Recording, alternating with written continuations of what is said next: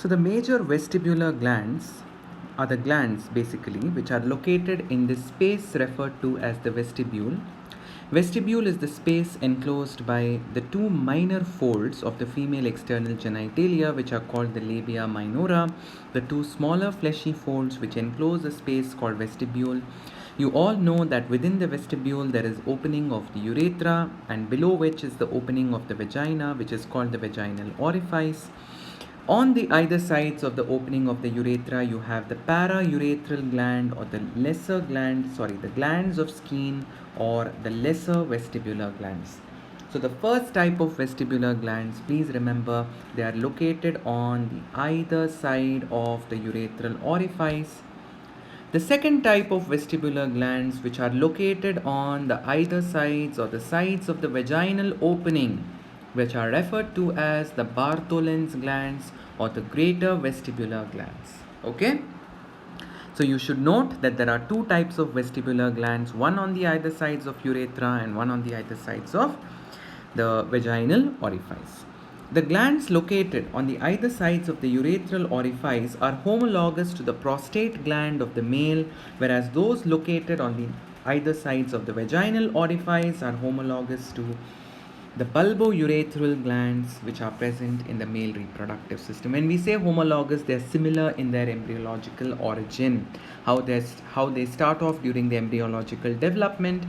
So in terms of their origin embryologically, we can say that they are homologous, that is the paraurethral gland is homologous to the prostate gland and the Bartholin gland is homologous to the Cowper's or the bulbourethral glands. So let us quickly do a sketch of this. So we know that in the female external genitalia there is a fleshy pad of tissue and fat called mons pubis, and then the outer two folds are referred to as the labia majora. The inner two folds are referred to as the labia minora. You know that these inner folds, which are called the labia minora, at the upper junction they have a knob-like or a finger-like projection that is referred to as the clitoris. Now this space which is present between the two labial folds, this space is referred to as, so where shall I label it? I'll label it here. This space is referred to as the vestibule. Alright, the space enclosed by the labia minora. And now below the clitoris there is an opening here, the smaller opening and the broader opening. Now this smaller opening is the urethral orifice, so let me label it as the urethral opening or the urethral orifice, and this opening, let me label it as the vaginal opening. Now where are the lesser vestibular glands or the glands of Skene or the paraurethral glands located? So they are located on the either side. So what dots I am showing you here, these are the glands which are present on the either sides of the urethra. So these are referred to as the paraurethral glands.